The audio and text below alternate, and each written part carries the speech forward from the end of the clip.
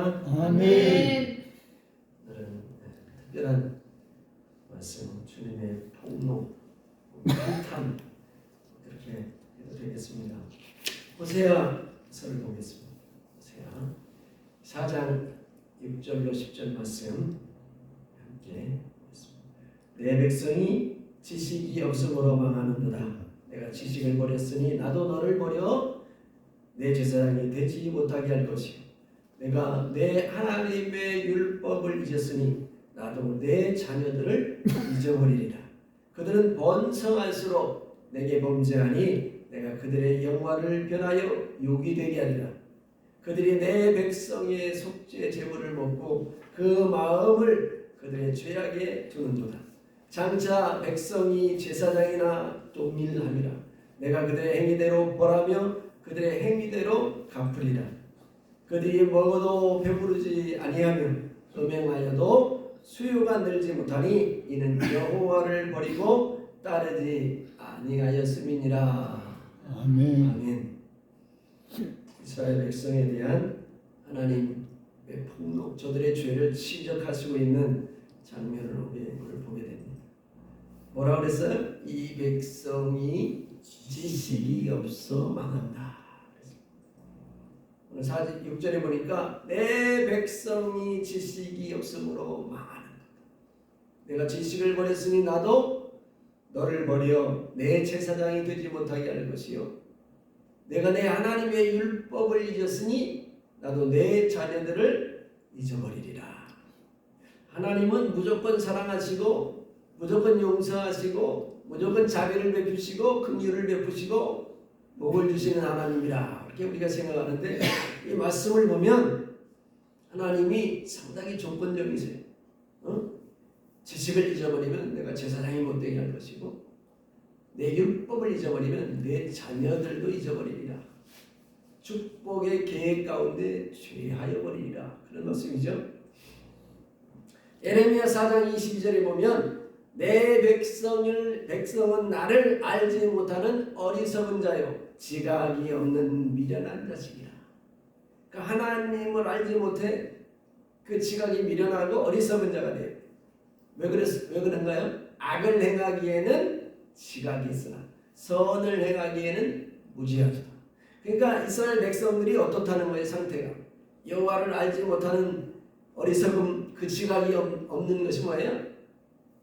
선을 행하지 아니하고 선을 행하는 것에는 아주 무지하고 악을 행하는 것에는 지각이 있다. 그러니까 선을 행하지 않는다, 그런 말이죠. 망각한 지식이 무엇입니까? 지식이 없음으로 망한다 그랬어요. 그래서 제사장 나라가 되지 못하게 한다. 하나님이 이스라엘 백성을 제사장 나라로 선택했죠. 그런데 저들에게 지식이 없어요. 여호와에 대한 지식이 없으니까 제사장 나라가 되지 못한다는 거예요. 될 수 없다는 거지. 우리를 세상에 만에 하나 천에 하나 하나님이 우리를 구원하셨죠. 그래서 왕같은 제사장이 거룩한 나라가 되게 하셨죠. 그런데 여호와에 대한 지식이 없으면 어떻다는 거예요? 그 제사장이 되지 못하게 하신다, 이런 말씀이에요. 그리고 또 율법을 잊었으니 또 하나님이 누구를 잊는다고 그랬어요? 내 자녀들을. 축복의 계보가 끊어진다는 거지. 율법을 잊어버리면 축복의 계보, 내 자녀들도 하나님이 축복의 자녀들이 되지 못하게 하신다. 하나님을 사랑하고 그 계명을 지키는 자에게는 천대까지 은혜를 베푸신다고 했는데 지식을 잃어버리고 율법을 잃어버린 자녀들에게는, 그런 백성에게는 미래가 없다는 거예요. 미래가. 여호와를 알지 못함이라. 여호와를 알지 못하는 게 뭐예요? 곧 선을 행하기에는 지각이 없는 것을 가리킵니다. 선을 행하기에는 지각이 없다, 이렇게 하나님이 결론을 내리는 거예요. 악을 행하기에는 지각이 있어요. 지혜가 있어요. 여러분, 사기치는 사람들이 얼마나 머리가 좋습니까? 보이스피싱하는 사람들이 얼마나 머리가 뛰어납니까? 보통 사람들을 속이는 거예요. 그래서 돈을 뺏어가는 거예요. 얼마나 지각이 있습니까? 그런데 선을 행하기에는 무지하다. 지각이 없다. 여호와는 어떤 백성들을 원하는 거예요? 선을 행하는 백성들을 원하는 거예요. 그래서 여호와를 아는 지식은 선을 행할 지각을 갖게 하는 뭐예요? 율법을 말합니다. 선을 행한 지각과 능력을 어디에서 얻어요? 하나님의 말씀인 율법 가운데서 우리가 아는 거예요. 율법을 통하여 어떻게 행해야 선을 행하는지 아는 거예요. 내 이웃의 것을 탐내지 말라. 그렇게 율법에 가르치고 있기 때문에 내 이웃의 것을 탐내지 않으므로 우리가 선을 행하게 되는 거예요. 응? 가난하고 궁핍하고 과부된 자들을 도와주라. 그렇게 하나님이 율법에 가르치고 있으니까 우리가 이웃에게 선을 행함으로 우리가 하나님 앞에 하나님을 아는 지각을 가지게 됩니다. 하나님을 아는 지식을 가지게 됩니다. 오히려 이스라엘 백성들은 어떻게 해요? 번성할수록 하나님의 영광을 욕되게 해요. 여러분 교회 다니고 예수 믿는 사람들이 하나님께 영광을 돌려야 되는데 하나님을 욕되게 할 때가 말이죠. 왜 그래요? 저런 사람이 예수 믿는 사람, 어느 아무개 장로, 어느 게 목사, 그래가지고 신문 사회면에 그렇듯 얘기를 하고 사회면에 그 이름이 나타나면 어떻게 돼요? 하나님을 어떻게 하는 거예요? 영광을 욕되게 하는 것이죠. 7절에 보니까 그들이 번성할수록 범죄하여 내가 그들에게 영광을 변하여 욕이 되게 한다. 이렇게 번성하면 번성할수록 복을 받으면 복을 받을수록 하나님 앞에 영광된 삶을 살아야 되는데 그렇지 못합니다. 이 복에 대한 것은 하나님의 약속이죠. 세상에 하늘과 땅과 모든 만물을 만든 다음에 아담과 하와를 만들고 어떻게 말씀하세요? 생육하고 번성하고 땅에 충만하라 그랬어요. 약속이 아브라함에게도 어떻게 했어요? 내가 심히 번성하리라.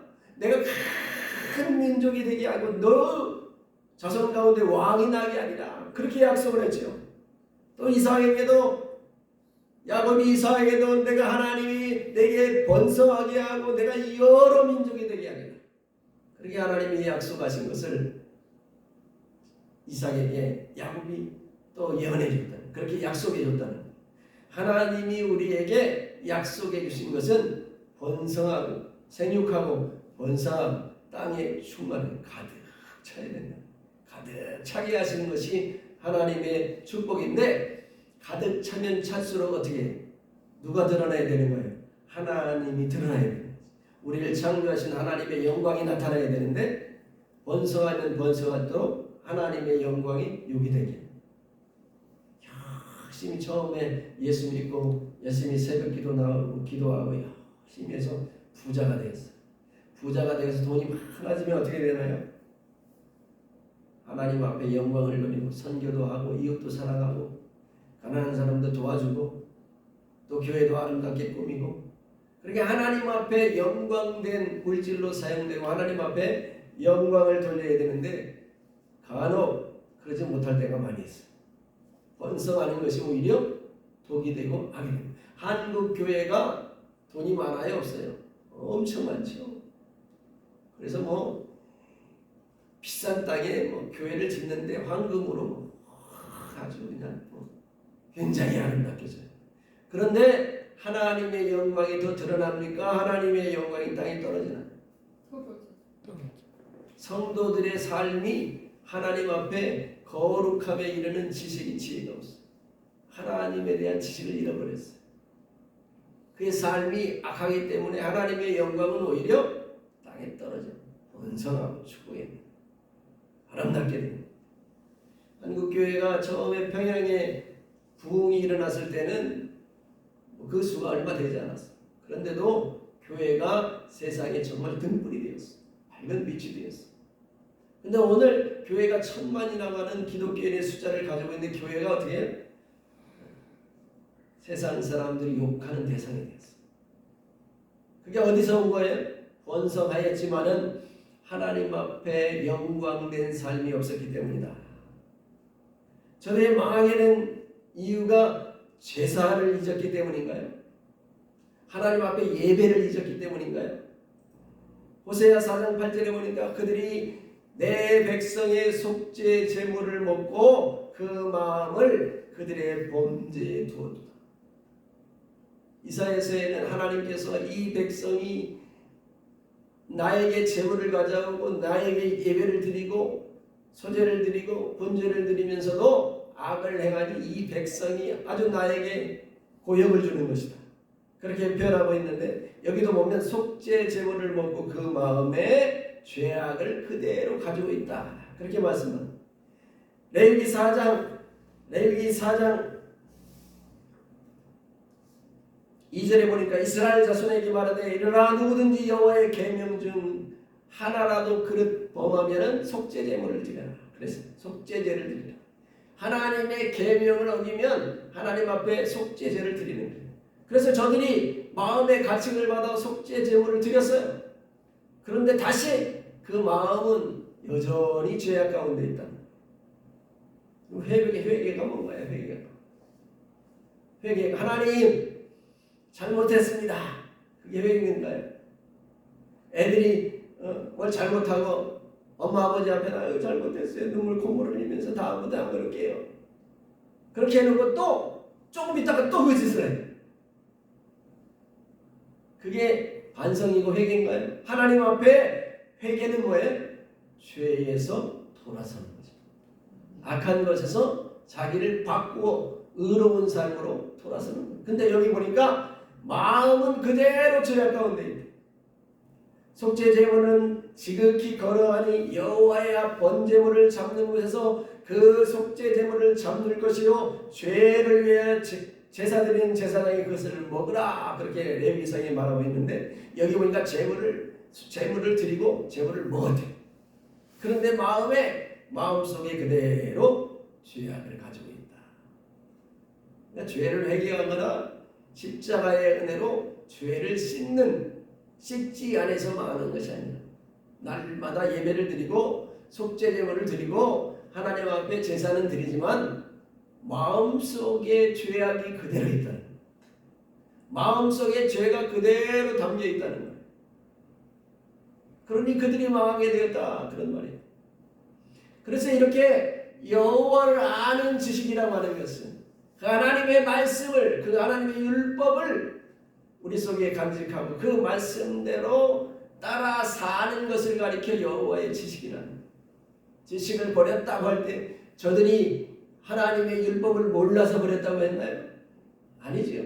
하나님의 율법을 다 알고 있지만은 그들이 의롭게 선하게 거룩하게 사는 길을 버렸을 때 하나님께서 저들의 죄를 폭로하시기를 저들이 내 백성이 지식이 없어 망하는도다. 그렇게 말씀하고 있다는 거예요.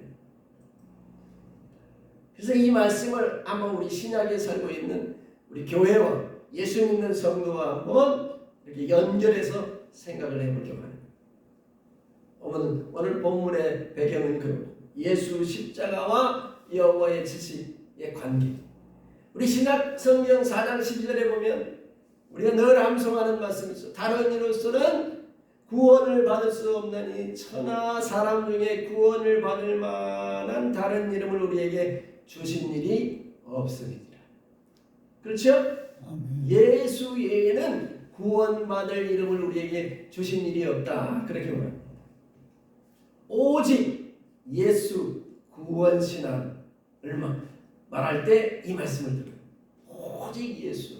그래서 오직 예수 하는 사람들은 그런 분들은 이 말씀을 아주 달달달해요. 다른 이로서는 구원을 받았습니다. 천하인간 가운데 구원을 받을 만한 다른 이름을 우리에게 주신 일이 없습니다. 예수.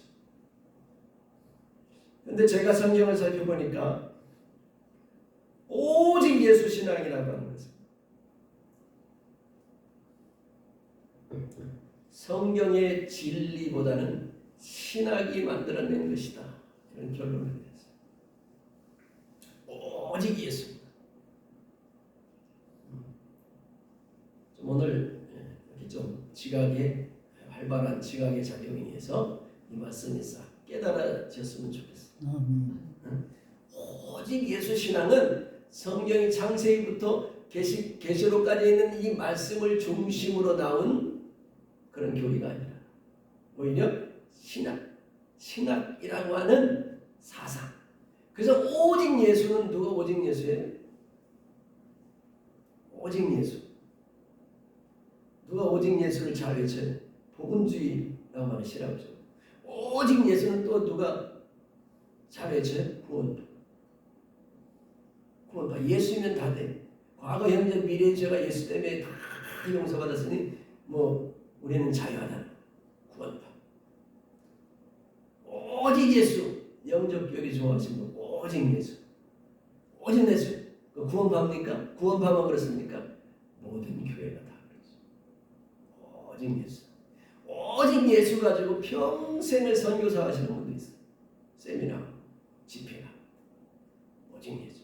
근데 미안하지만 성경의 진리보다는 신학이 만들어요. 왜 그런가 봅시다. 구약과 신학. 좀 딱딱한 말씀인데 구약과 신약을 나눈 것이 어떤 신학적인 논지와 정리를 위해서 나눴는데 이것이 굉장히 우리에게 또 성경을 이해하는데 어떤 장애가 되게 할 수도 있어요. 신약이 뭡니까? 구약이 뭡니까? 구약은 올드 테스트먼트. 구약은 옛 언약이다. 신약은 뉴 테스트먼트. 새로운 언약이다. 이렇게 표현해서 구약과 신약을 나눠놓고 신약이 이제 새로운 것이니까 신약에 있는 말씀을 중심으로 이제 신앙생활하고 신약에 있는 말씀을 중심으로만 해석을 해요. 그런데 교회의 교리 가운데 구약과 신약, 옛 언약과 신언약, 새로운 언약은 교회의 정경이다, 캐논이다. 그래서 신약과 구약을 신앙의 기준으로 삼는다. 그렇게 교회에서 규정하고 있어요. 근데 실상은 이와 같이 규정을 하고 있지만 구약과 신약을 신앙의 기준으로 삼지 않고 뭐만 기준으로 삼아요? 신약만 기준으로 삼고 있는 거예요. 그게 보편적인 교회나 보편적인 교리의 체계입니다. 물론 새 언약이라는 말이 구약에 나와 있습니다.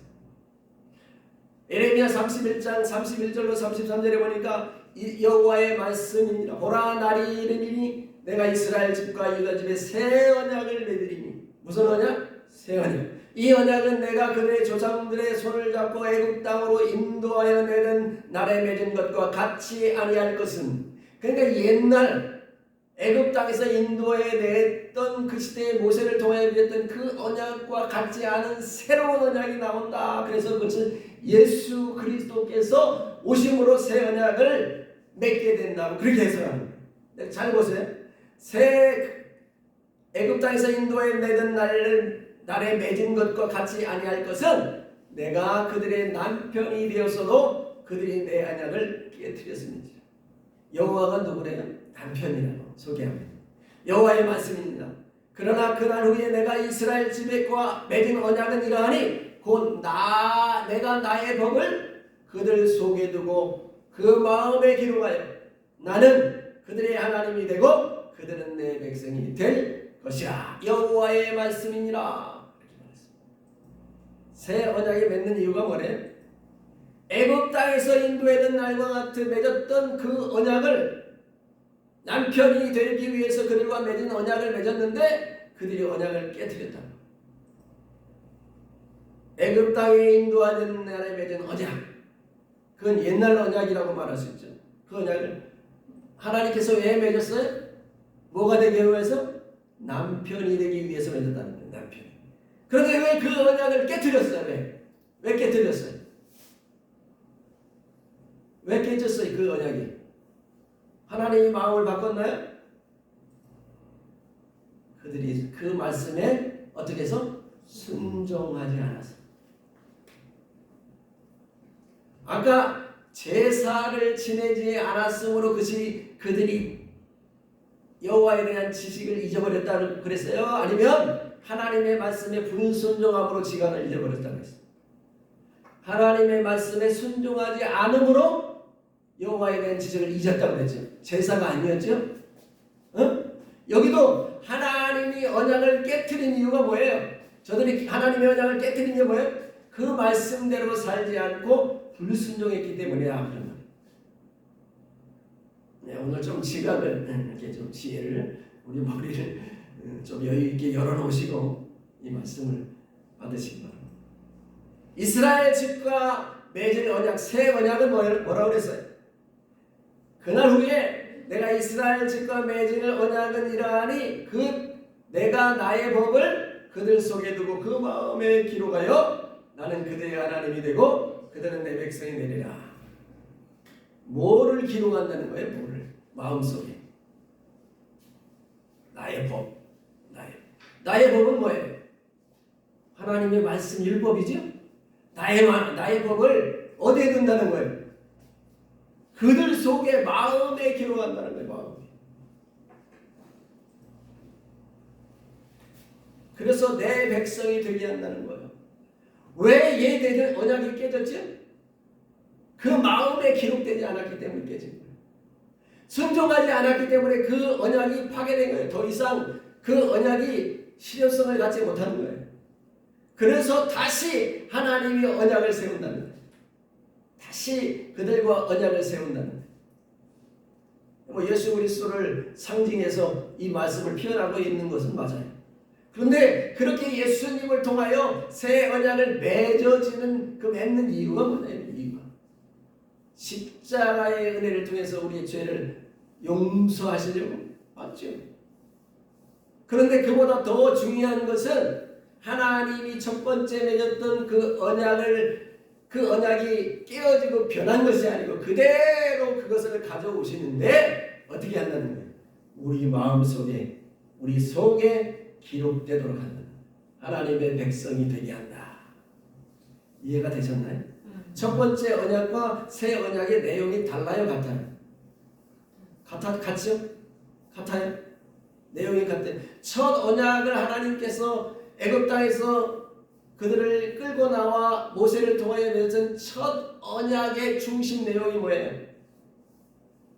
중심 내용이 하나님의 법을 그들이 지키라고 하는 거죠.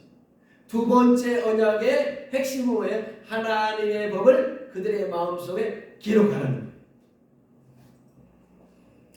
새 언약의 내용에 대해서 말합니다. 여기 새 언약이 에스겔서 36장 26절로 27절에 또 나와 있는데 또 새 영을 너희 속에 두고 새 마음을 너희에게 주되 여기 보면 또 하나님의 은혜 또 특별한 은혜를 주자면 여기 보니까 하나님이 우리에게 마음을 너희 속에 두고 새 영을 두고 새 마음을 주신대.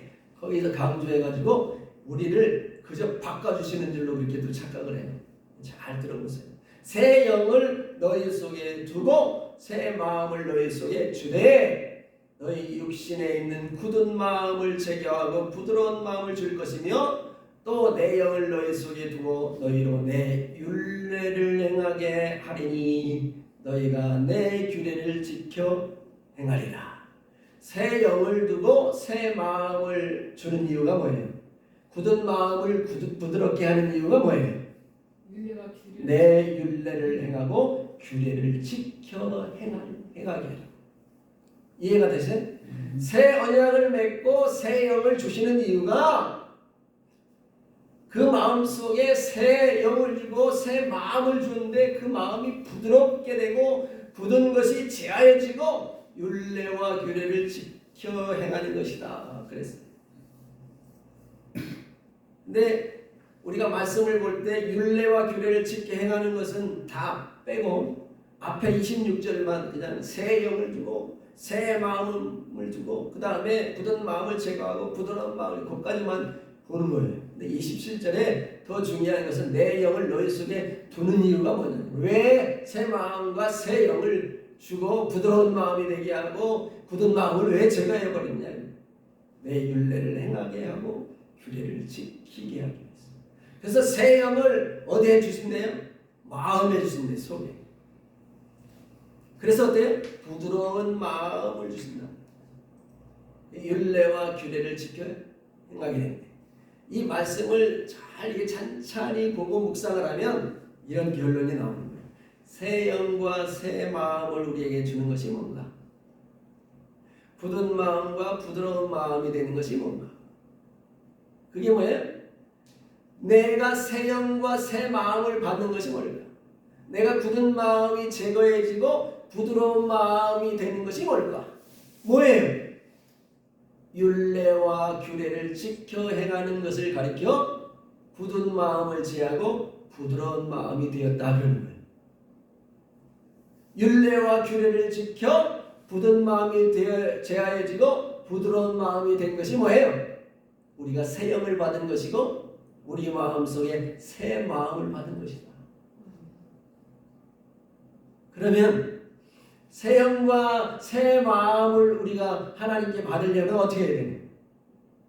네? 굳은 마음을 제가 부드러운 마음이 돼야지요. 이스라엘 백성처럼 목이 고장가지고 하나님 말씀 가운데 살지 아니하고 하나님 말씀을 거부하고 하나님이 가르친 대로 살지 아니하고 자기 뜻대로 살고 이스라엘 백성 가운데 다 제거해 버리라고 하는 이방 문화를 쫓아가서 우상들을 따라가는 그런 삶을 살면서 고기가 빳빳하고 고개가 굳은 그런 백성이 되어서는 안 되고 부드러운 마음과 굳은 마음을 제어하여 부드러운 마음이 되는 것이 새 마음과 새 영을 받는 것이라 그런 거예요. 그리고 그것이 내가 부드러운 마음이 되고 내 마음에서 굳은 것이 고든 목이 사라진 것은 어떻게 하는 거예요? 율례와 규례를 지키는 것을 통하여 알게 되는 거예요. 이해가 되시나요? 아멘. 하나님이 우리에게 새 언약을 약속하신 내용이 구약에 처음 맺었던 언약이나 새 언약이나 그 내용이 결코 다르지 않다는 거예요. 하나님이 주신 목적도 다르지 않다는 거예요. 새 언약을 다시 주신 이유는 이스라엘 백성들이 목이 곧아서 마음이 굳어져서 하나님의 율례와 하나님의 규례를 따르지 않는 것을 하나님이 이제 파하고 다시 언약을 체결해야 된다는 거예요. 하나님이 다시 한번 언약을 체결해야 돼요. 그건 뭐와 같아요? 하나님이 아담과 언약을 맺으셨죠. 그러니까 아담이 그 언약을 지켰어요, 안 지켰어요? 잘 못 지켰어요. 깨어졌어요. 그래서 그 아담의 후손들이 다 어떻게 됐어요? 다 범죄했죠. 그래서 하나님께서 아담의 후손들이 다 범죄했을 때 하나님이 어떤 계획을 세웠어요? 홍수로 이스라엘 백성들을 심판하실 계획을 가졌죠. 맞아요? 그래서 하나님이 이스라엘 백성을 홍수로 심판하신 후에 하나님이 누구와 언약을 다시 맺었어요? 누구? 노아와 언약을 다시 맺으셨어요. 기억하세요? 노아와 언약을 다시 맺으셨어요. 노아와 언약을 맺으셨던 하나님께서 노아의 후손들이 또 하나님 앞에 범죄하고 타락하고 하나님 뜻대로 살아가지 않을 때 하나님이 누구를 불러 언약을 했어요? 아브라함을 불러 하나님의 언약을 맺으셨어요. 이해가 되시나요? 언약을 맺으셨습니다. 그 아브라함과 맺었던 언약이 어떻게 족장시대를 지나가면서 이스라엘의 가나안 땅에 아직 범죄함으로 인하여 반영하지 않아서 가나안의 백성들을 멸망시키기 전에 하나님이 애굽으로 보내시죠. 애굽에서 인도해 내오시면서 하나님이 모세를 통하여 이스라엘 백성과 언약을 맺으시죠. 그럼 이 언약은 어디서부터 출발합니다? 아담의 언약, 노아의 언약, 아브라함의 언약 계속 이어지는 거죠. 그 아브라함의 언약이 모세의 언약이 되었고 그 언약이 이제 새로운 언약이 된다. 그 언약의 내용들은 다 똑같은 거죠. 율례와 규례를 지켜 행하게 하시려는 하나님의 목적이 있다. 율례와 규례를 행하게 하는 거죠. 그동안 한참 말씀을 살펴봐서 오늘 이 말씀을 하는데 잘 이해되고 깨달아지시기를 간절히 기도하는 마음으로 말씀을 시작했습니다. 자, 그러면 이와 같이 언약이라고 하는 것은 하나님께서 이스라엘 백성들을 불러 제사장 국가가 되게 하고 하나님이 그들에게 복을 주시기 위해서 하나님이 그들과 맺은 언약인데, 그렇다면 우리가 구약과 신약을 나눠놓고 신약의 백성들이 이 구약을 제껴놓고 그 구약의 의미를 잘 모르면서 신약의 말씀을 해석하고 믿음을 가지면 오류가 생기게 되지 않을까 그런 거예요. 생겨야 안 생기겠어요?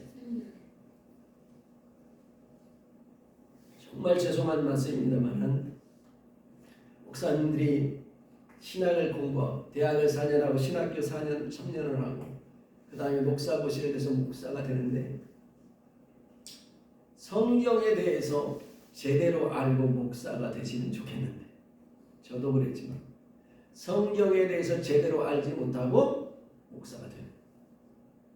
그리고 좀 설교를 잘하고 좀 지혜 있고 좀 똑똑하다고 하는 목사님들은 뭐에 대해서 박식할까요? 신학에 대해서 박식하세요. 성경을 몰라요. 교리나 신학이나 헬라어 히브리어나 그런 거는 박식한데 성경 자체를 모르고 성경을 제대로 읽어보지도 않은 분들도 상당히 있을 것으로 알아요. 그래서 구약도 모르고 신약의 말씀을 가지고 설교하면서 신학이나 그저 신학교에 배운 걸 가지고 막 자기들이 말씀을 연구해가지고 설교하는 거예요. 아까도 잠시 휴식 시간에 제가 말씀을 드렸는데 하나님이 명령하고 말씀하면 어떻게 하면 되는 거예요? 지키고 순종하면 되는 거예요. 그런데 어떻게 해요? 왜 그런 명령을 내렸을까? 의미가 뭘까? 그렇게 막 골똘하게 생각하는 거예요. 이 의미가 뭘까?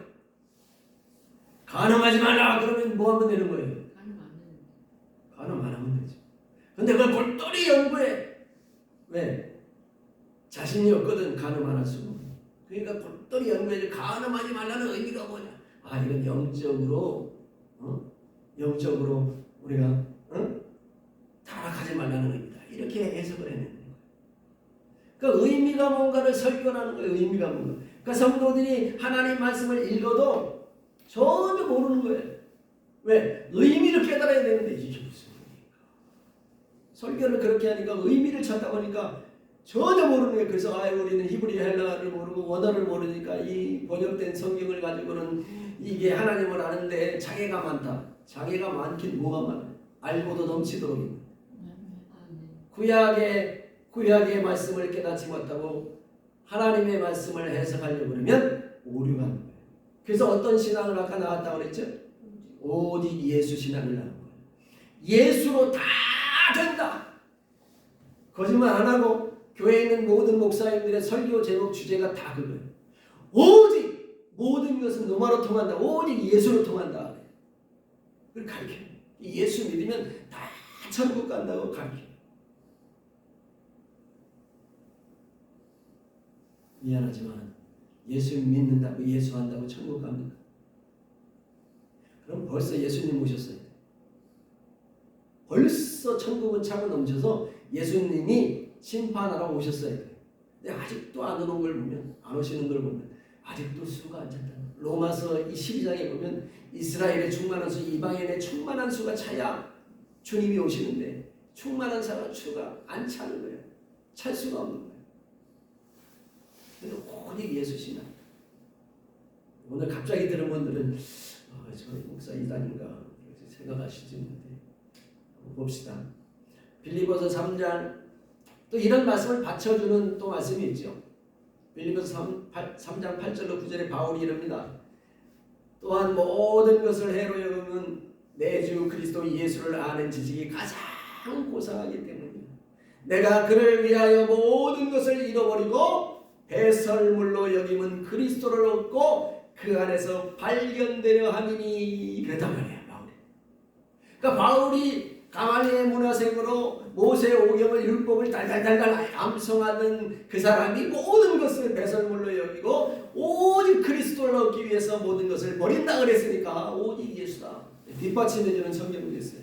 근데 9절에 빌립보서 3장 8절에 배설물로 여긴다고 하는데 9절에 또 이런 말씀이 있어요. 하나님의 말씀을 한 절로 띄어가지고 자꾸 해석을 하니까 문제가 생겨요. 9절에 내가 가진 의는 율법으로 해서 난 것이 아니요 오직 그리스도를 믿음으로 말미암은 것이니 곧 믿음으로 하나님께로부터 난 의라. 왜? 배설물로 여긴다고 하는 바울의 주장은 뭐를 말하기 위한 거예요? 오직 의가 예수 그리스도를 통해서 온다는 거예요. 죄 용서가 예수 그리스도를 통해서 온다는 말을 하기 위해서 이렇게 주장하는 거예요. 그래서 의롭게 되는 것은 그리스도의 십자가로 말미암는 거예요. 확실한 거예요.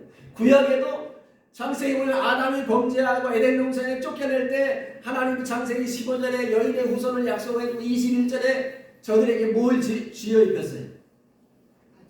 가죽옷을 지어 입혔다. 그 가죽옷은 누구를 상징하는 거예요? 십자가를 상징하는 거예요. 예수를 상징하는 거예요. 그러니까 예수 십자가의 의가 아니면 죄를 용서할 받을 길이 없는 거예요. 사망에서 생명을 얻을 수 있는 길이 없는 거예요. 그것은 확실해요. 예수 그리스도의 십자가로 의롭게 되는 거예요. 그러나 성경에 예수 그리스도의 십자가로 의롭게만 되는 게 나와 있는 게 아니에요.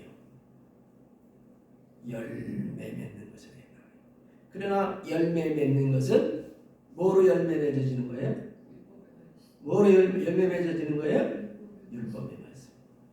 히브리서 5장 11절부터 나와 있는 말씀대로 하나님 앞에 말씀으로 이제 예수 믿었으면 때가 벌써 오래되었으므로 너무 마땅히 선생이 되어야 할 텐데 다시 하나님 말씀 초보에 대해서 누구의 다시 가르침을 받아야 되었나니 이는 젖이나 먹고 단단한 음식을 못 먹을 자 되었다.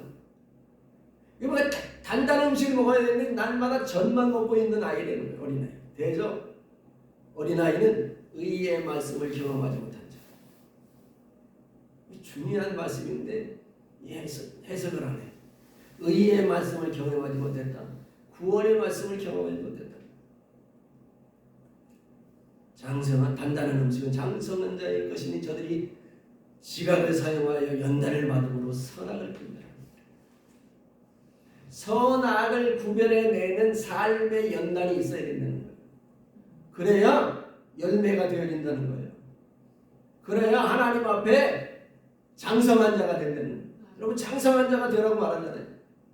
장성한 자는 목사님만 되어야 되나요? 장성한 자는 장로님만 되어야 되고 우리는 어린아이가 되어서 되나요? 어린아이는 의의 말씀을 경험하지 못한 자. 자, 에스겔서 37장 24절로 25절에 내 종 다윗이 그들의 왕이 되리니 그들 모두에게 한 목자가 있을 것이라. 그들은 내 규례를 준수하며 내 율례를 지켜 행하며. 여기 다윗이 그들의 왕이 되리라. 누굴 말하는 거예요? 예?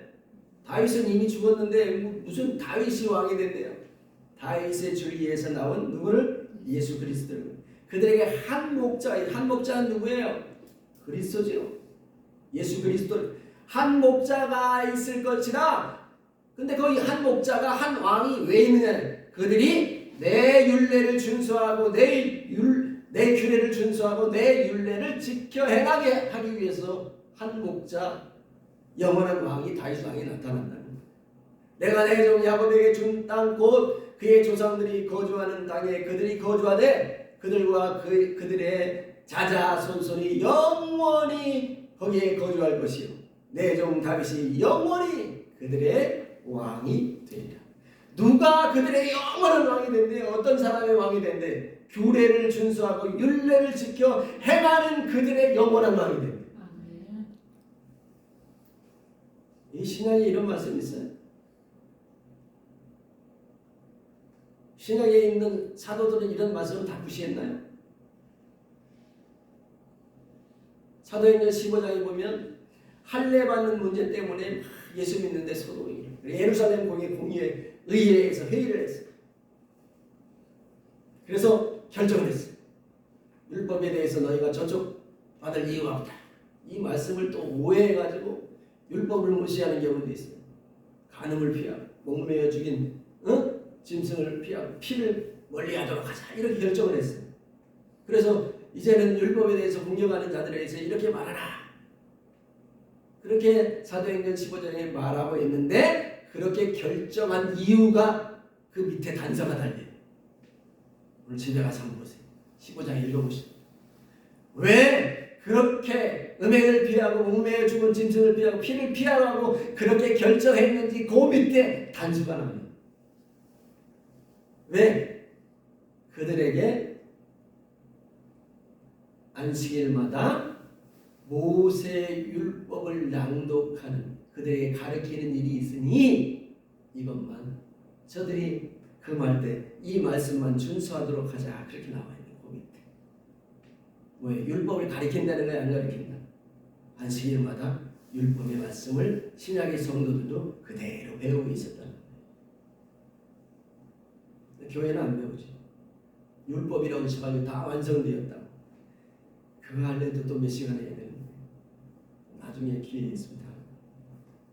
자, 새 언약의 내용이 뭡니까? 누가 나타났네? 나의 종 다윗이 왕이 나타났네. 한 목자가 났네. 그는 영원한 왕이 돼. 그 나의 종 다윗의 나의 종 다윗 한 목자 영원한 왕이 나타나면 어떻게 한대?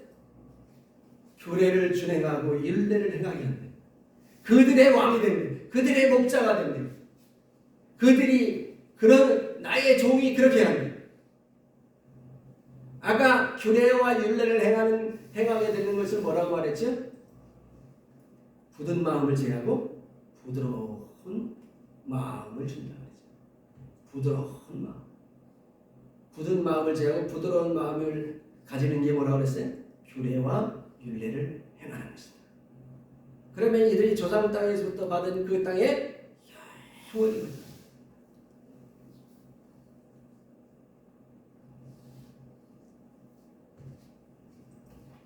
자, 요약을 한번 해보겠습니다. 한 말씀 한 말씀 더 이게 좀 여유를 가지고 한 3박 4일 동안 하면 좀 더 여유를 가지고 할 텐데 한 시간에 하려고 하니까 자, 요 새 언약의 내용을 가지고 요약하면 이런 말씀. 메시아 왕이 나타나는 거예요. 왕이 나타나. 그 왕이 이 땅에 오셔서 모범을 보여주는 거예요.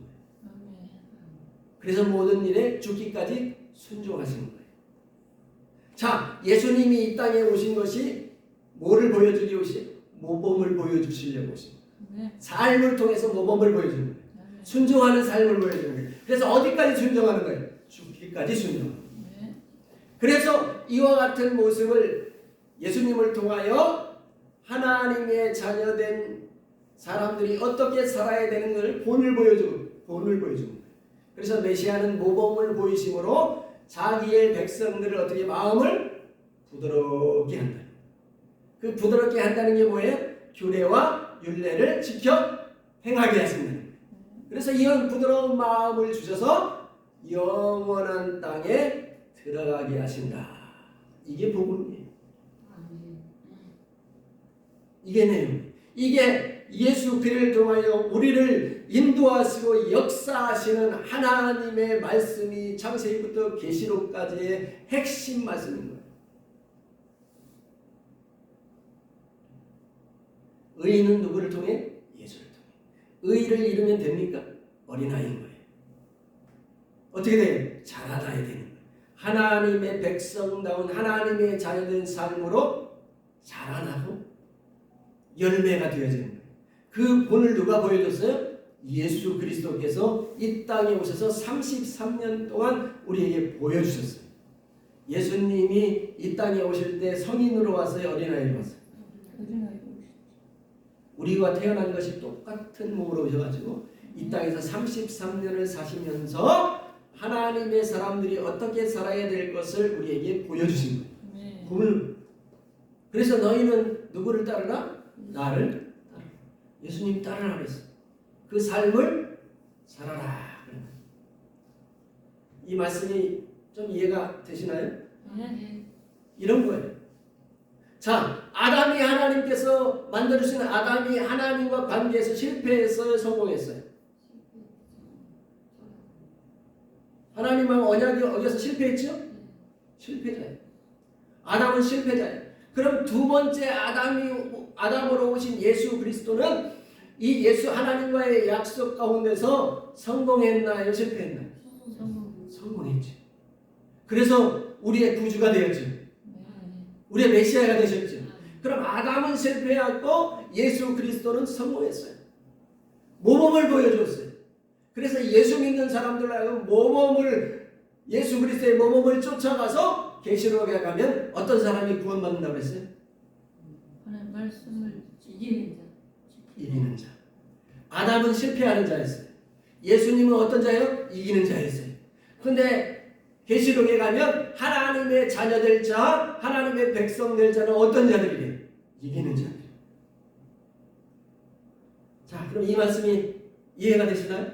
그 메시아가 모범을 보여줌으로써 자기 백성들의 마음을 부드럽게 하여 규례와 율례를 행하게 하여 영원한 땅에 들어가게 하신다. 그게 성경의 내용이에요. 아담은 실패자요, 예수는 모범을 보인 승리한 이기는 자예요. 계시록의 하나님의 자녀들 백성들은 이기는 자예요. 오직 예수 믿는 사람들은 어떻게 해요? 예수가 이겼으니 우리도 이긴다 이거죠. 예수가 이겼으니 우리도 이긴다 이거지만 어디에 예수가 이겼으니 우리도 이긴다고 나와 있어요? 어디 무슨 근거로?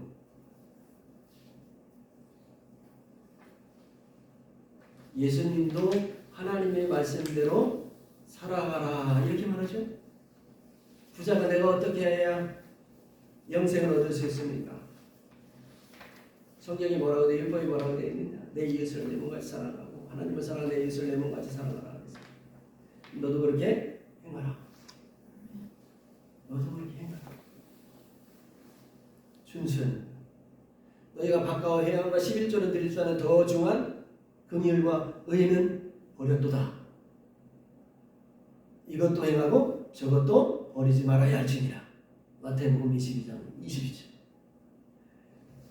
11조를 드리는 것이 중요하지만 그보다 더 중요한 것 정의와 긍휼을 행하는 것입니다. 정의와 긍휼을 행하는 것. 그 정의와 긍휼을 행하는 게 뭐예요? 규례와 율례를 지키는 거예요. 부드러운 마음이 되는 거예요. 여호와의 지식 율법이 없는 예수 신앙이 옳은가? 예레미야 22장 15절과 16절 제가 자주 말합니다. 내가 백향목을 많이 사용하여 왕이 될 수 있겠느냐? 내 아버지가 먹거나 마시지 아니하였느냐? 정의와 공의를 행하지 아니하였느냐? 그때에 그가 행동하였느냐?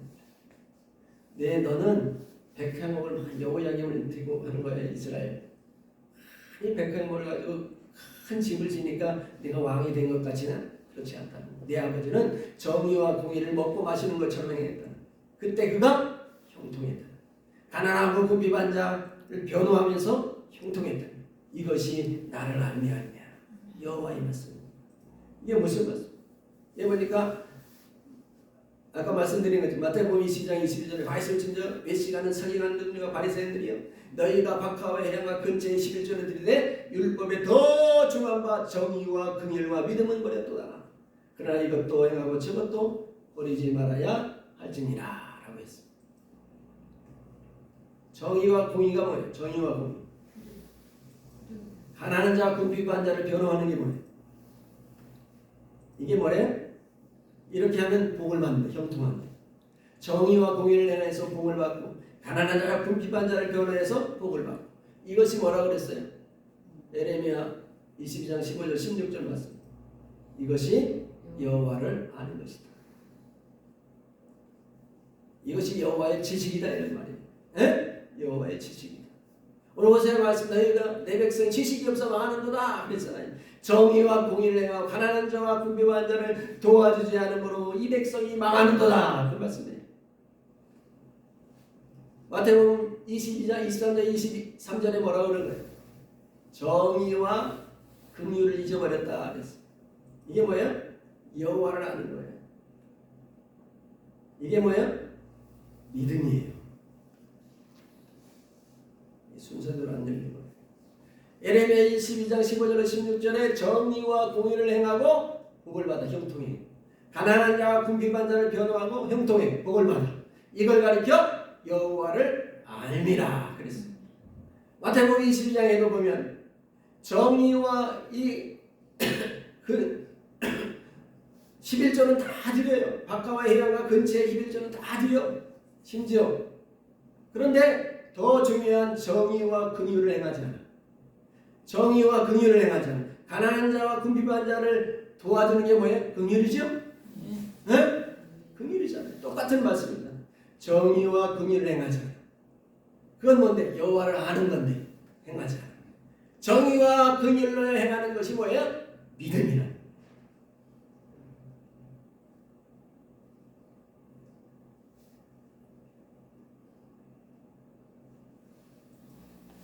자, 그래서 율법 신구약을 준행하고 지켜 행하는 것은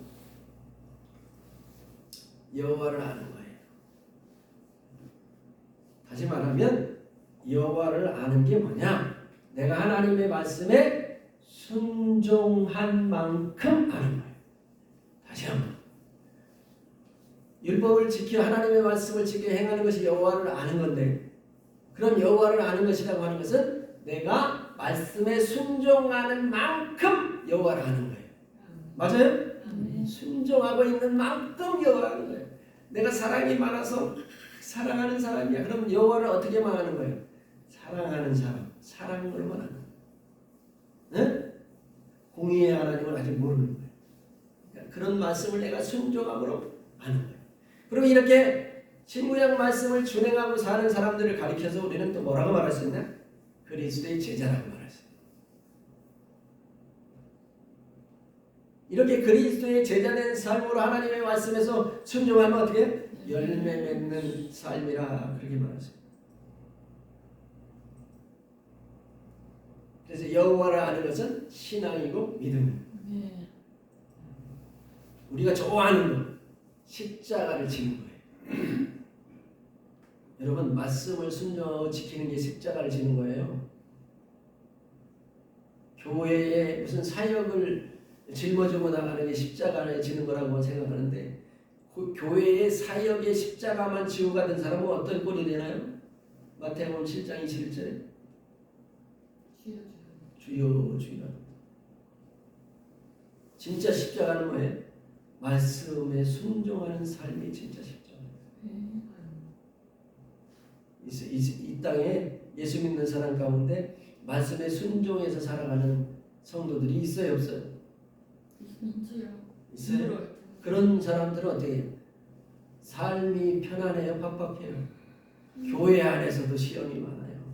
저는 지가 무슨 뭐 특별하다 그러면 막 핍박을 받아요.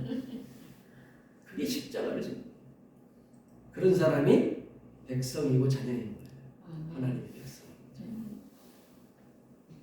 여기 다 백성 자녀들. 우리는 백성이에요? 자녀예요?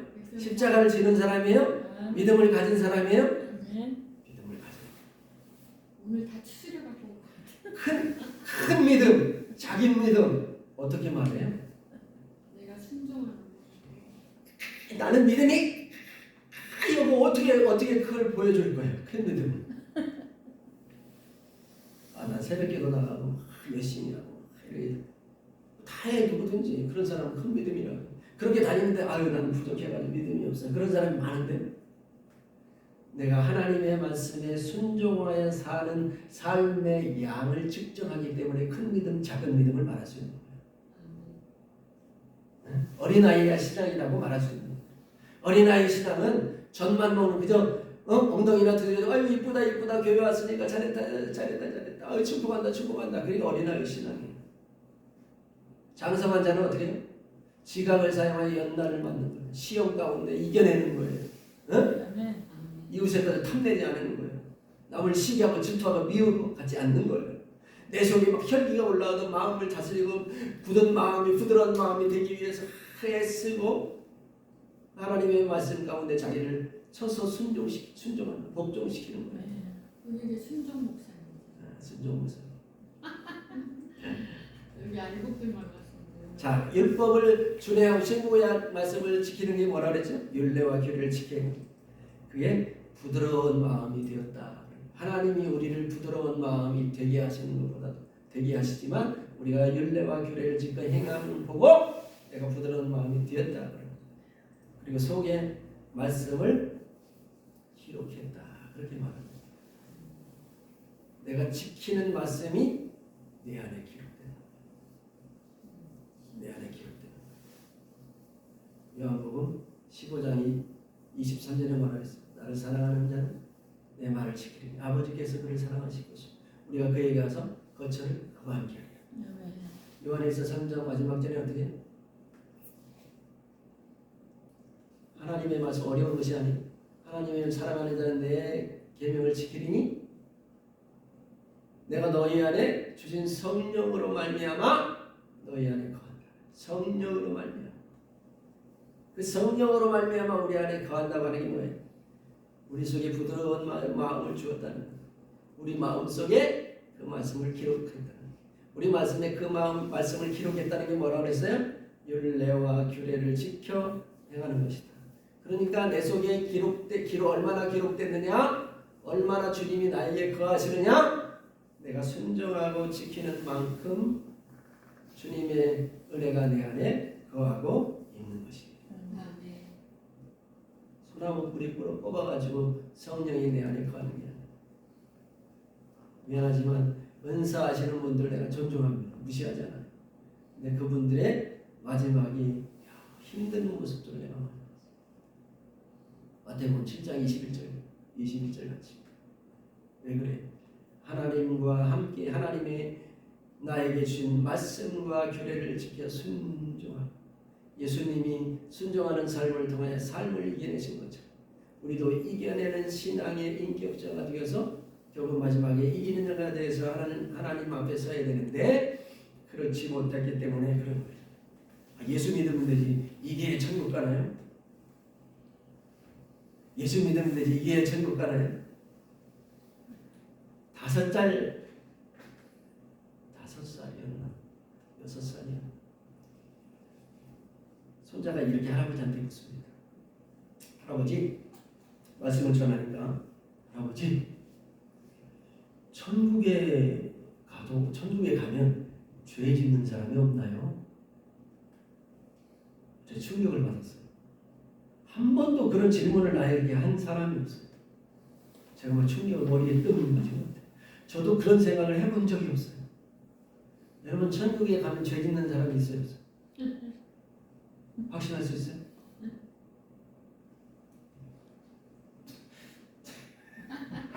죄를 모르니까 천국에 죄를 모르니까 천국 지옥 가면서도 죄를 몰라요. 죄를 몰라. 사람들이 죄를 모르고요 잘난 척은 잘해요. 찬양만 하고 막 이러면 지는 줄 알고. 그러니까 우리가 막 은혜 받는 게 뭐예요? 기분이 업되고 막 감동되고 찌릿찌릿하고 은혜 받았다고 해요. 영화 봐도 그렇지 않나요? 영화 봐도 찌릿찌릿하지 않아요? 감동되지 않아요? 눈물 나오지 않아요? 그럼 하나님의 역사가 영화 한 편하고 똑같아? 성령의 은혜가? 자, 천국에 가도 범죄한 자가 없느냐? 있을 수 있어요. 그게 어디에 나와요? 창세기에서 우리가 나타나요. 천사가 타락했어요. 죄에 있어 타락했어요. 아담이 타락했어요. 죄에 있어 타락했어요. 죄 없이 예수 믿고 깨끗하게 천국 가면 우리가 멀쩡할 것 같아요? 그러고 보니까 계시록의 말씀이 와서 이해가 되는 거예요. 그래, 죄와 싸워 이겨봐야 이기는 자가 돼야 하늘나라에 갈 자격을 얻는 거야. 응? 이겨본 사람이 가야 거기서 그래도 죄와 유혹이 올 때 이겨낼 수 있을 거 아니에요. 그러니까 하나님도 지혜가 있으시니까 이렇게 싸워본 놈을 데려가야지. 이길 만한 놈을 데려가야지. 하나님이 무조건적으로 우리를 선택한다. 개 거짓말이에요. 그런 말이 없어요. 아브라함을 하나님이 무조건적으로 택했습니까? 느헤미야 9장에 가면서 7장에 그의 충성됨을 보고 하나님이 그를 선택하신 거예요. 여러분 노아를 아무 그냥 의미 없이 노아를 선택해가지고 홍수 가운데 구원해 주었나요? 노아는 당대의 완전한 자요. 하나님과 동행하는 자였어요. 하나님이 그를 선택하는 거예요. 그래서 아무나 절대 하나님이 그렇게 부도날 일을 하시는 분이 아니에요. 지혜가 있으십니다. 일가는 장사를 해요. 하나님을 알아야 돼요.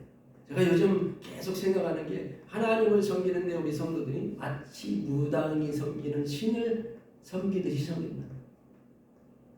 무식한 하나님을 그저 기도하면 복 주고 11조 많이 되면 부자 되게 하고 그렇죠. 하나님이 그렇잖아. 기도 열심히 하고 몇 시간씩 하면 복 주고 안 될 것도 되게 하고 떨어질 것도 붙게 하고 그러시나요? 그런 하나님은 그런 신은 무당에게 가야 돼요. 하나님은 무당에 섬기는 신이 아니에요. 하나님은 지혜롭고 하나님은 정의와 공의가 있고 사랑이 뭐예요? 정의 공정하신 후에 공의 사랑 위에 공의가 있으신 거예요. 사랑하지만 공의 앞에는 사랑도 없는 거예요. 공의가 먼저지. 절대적으로. 그 공의 위에 하나님의 영광이 있는 거예요. 근데 하나님을 아주 값싼 신으로 그렇지 않아요. 하나님이 창세기부터 계시록까지 우리에게 말씀을 다 줬어요. 말씀에 순종 하나님이 다 십자가의 은혜로 가죽 죄를 푸시고 하나님이 제사를 줘가지고 1년에 한 번씩 속죄를 줘가지고 다 죄를 속하게 했어요. 그런 다음에 뭐 하라는 그런 다음에 규례와 율례를 줘서 순종하고 살라는 거예요. 그 순종하고 살지 않을 때 하나님이 심판하십니다. 그 규례와 율례의 핵심이 뭐예요? 하나님 사랑은 이웃 사랑을 하는 거예요. 하나님 사랑으로 이웃 사랑하면 어떻게 될까요? 하나님의 성품을 닮은 인품을 닮은 사람들이 모이게 되는 거예요. 하나님의 백성이 되게 되는 거예요. 그러니까 교회는 하나님 닮은 하나님의 형상을 닮은 사람들이 모여 있는 곳이 되어야 돼요. 이렇게 제가 투시가 있어도 다 살인, 강도, 범죄자, 그러면 도둑놈 그런 거 다 있잖아. 교회 그러면 안 되고 도둑놈으로 들어와서도 하나님 앞에 거룩하고 어려운 삶을 병원에 가야 돼. 11조 많이 내면 되잖아. 그러게 11조 많이 내면 장로도 빨간 세상이 이 한국 교회가 그렇게 해서 망했어요. 한국 교회뿐만 아니고 유대 교회도 저 이스라엘 백성도 그랬다는 거예요. 헌금 많이 내는 사람은 좋아하고 이러면서 장로님 여기 좋은 자리에 저 과부가 너는 거기 앉든지 저 밑에 처박에 있든지. 그 예수님이 뭐라고 했어요? 많은 사람 중에 저 과부가 가장 많이 자기 생활비 전부 두 랩돈이지만 생활비 전부를 드립니다. 좋은 소리만 듣죠. 과부와 고아와 가난한 자를 도와요. 유대인들의 커뮤니티, 유대인들의 마을에는 몇 가지 없는 게 있는데 그중에 대표적인 게 가난한 사람입니다. 왜 가난한 사람이 없어요? 유대인들은 자기 공동체에 모이잖아요. 11조를 다 교회에 드리면 그걸 다 나눠서 가난한 순서대로 다 나눠줘요. 그 납비는 유력한 장로들이 돈을 모아가지고 생활비를 따르셨대요. 가난한 사람이 있겠어요? 없겠어요? 한국 교회는 어떻게 돼? 부자들만 있지. 교회 11조 많이 되는 사람 다 앞에 앉아있고 11조 못 내는 사람들 그게 푹 쓰리고 앉아있고 하나님 앞에 뭐라 그랬어요? 큰 죄와 희한과 박하의 11조도 드리되 그것도 드리고 하나님의 정의와 공의, 긍휼, 정의와 공의를 더 중요한 것을 가져라. 그것이 믿음이야. 그것이 하나님 앞에 바른 거야. 이게 예수님이 우리에게 말씀하고 있지 않습니까? 우리는 하나님의 성품을 닮은 사람으로 변해야 돼. 그게 예수님의 사람. 그게 하나님의 자녀죠. 내가 아들을 낳았는데 뒷집 아저씨를 닮고 옆집 아저씨를 닮고 살인나지. 안 그러죠. 하나님이 우리를 십자가의 은혜 가운데 우리를 구원하여 하나님의 자녀라 우리 삼아주셨으면 누구를 닮아야 될까요? 하나님을 닮아야 돼요. 마귀를 닮아야 돼요. 마귀를 닮아서는 안 되겠죠. 하나님을 닮면서 오늘 하나님이 이스라엘 백성 가운데 호세아서 가운데 하나님이 탄식하면서 저들의 죄를 폭로하고 계십니다. 이 백성이 지식이 없어서 내가 내 지식을 뺐으니 나도 너를 버려 제사장이 되지 못하게 할 것이요. 내가 내 율법을 버렸으니 내가 너의 자식을 잊으리라.